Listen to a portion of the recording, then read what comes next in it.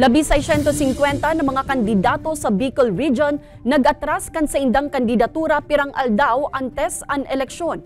Comelec nilinaw na Mayo ining magiging epekto sa pirilian asin sa mismong barangay. Uya ang report ni Rosie Nieva.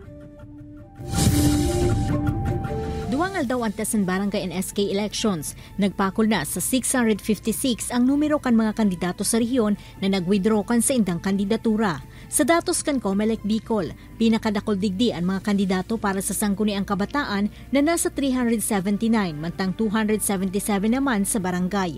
Nanginyanot digdi ang probinsya ng Camarines Sur na igwang 154, sunod ang Albay na may 149, nasa 111 sa Masbate, 98 sa Sorsogon, 73 sa Catanduanes, asin 71 sa Camarines Norte. Sigun sa Comelec, ngunya na taon ang may pinakadakol na nag-withdraw ng kandidatura kung ikukumpara kan mga nakaaging eleksyon sa Bicol.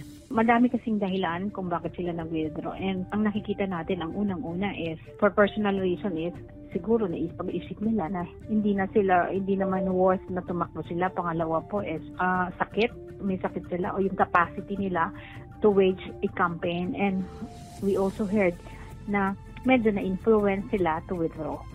Mientras tanto, nilinaw man kan Comelec na Mayo maninin magiging epekto sa eleksyon asin sa mismong barangay. Implication nito sa kanila, wala naman. Ang mangyayari nito so dahil wala nang kalaban yung katunggali nila, yun ang mananalo. Kahit isang boto lang is mananalo na yun.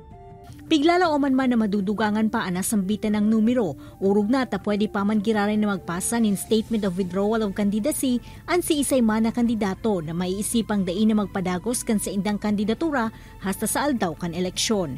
Ini si Rosie Nieva, Balitang Bicolandia.